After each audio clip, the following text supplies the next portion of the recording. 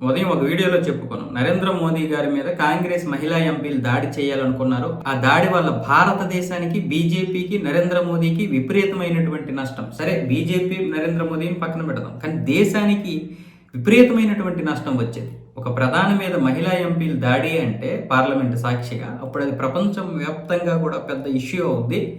ఇక పెట్టుబడుల విషయంలో కూడా వెనక ఆలోచిస్తారు. ఎందుకంటే రేపు రాబోయే ఎన్నికల్లో ఖచ్చితంగా బీజేపీ ఓడిపోద్ది. అప్పుడు ఈ పెట్టుబడిదారులందరూ కూడా నష్టపోతారు కొత్త ప్రభుత్వం వస్తే అన్న విధంగా అటు పెట్టుబడిదారులు కావచ్చు, ఇటు బీజేపీ యొక్క ప్రతిష్ట దిగజారిపోద్ది, నరేంద్ర మోదీ యొక్క ప్రతిష్ట దిగజారిపోద్ది. దానివల్ల కాంగ్రెస్ అధికారంలోకి వచ్చే అవకాశాలు ఉన్నాయి కాబట్టి ఈ దాడి ప్లాన్ చేసినట్లుగా తెలుస్తోంది.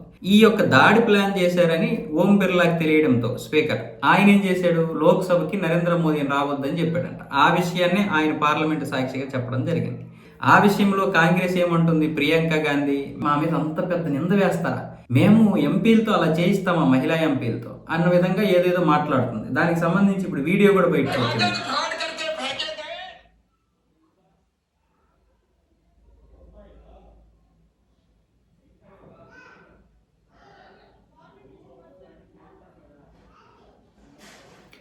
అలా ఒక్కొక్కరు ఆ పోడియం ముందుకి, అంటే మహిళలు పిలుస్తున్నారు, వాళ్ళు మహిళా ఎంపీలే మిగతా ఎంపీలను పిలుస్తున్నారు ఇక్కడికి రండి అని.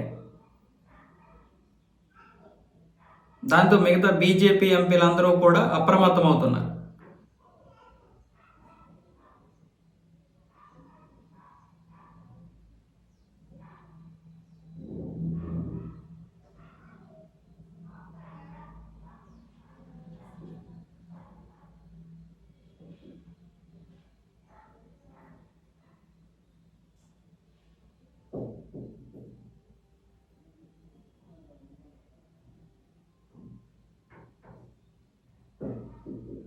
అంటే కాంగ్రెస్ ఎంత దారుణం అంటే, ఇప్పుడు ఆ మహిళా ఎంపీల చేత ఈ విధంగా దారుణమైనటువంటి పనికి ఒడిగట్టారంటే వీళ్ళు ఇంకెంత దిగజారిపోతారు.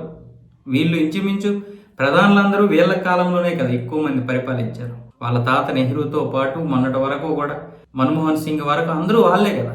ఏ రోజైనా ఇలాంటి అవమానకరమైనటువంటి పరిస్థితులు ఎదురయ్యాయా? ఈరోజు ఇంత పక్కా ప్లాన్తో చేస్తారా? ఇప్పుడేమొచ్చేసి నరేంద్ర మోదీకి సమాధానం చెప్పడం చేతకాక ఈ విధంగా అల్లుతున్నారని కాంగ్రెస్ చెప్తుంది. కానీ మరి ఇప్పుడు వీడియో ఉంది కదా, ఈ ప్రూఫ్ మరి ఏం చెప్తారు?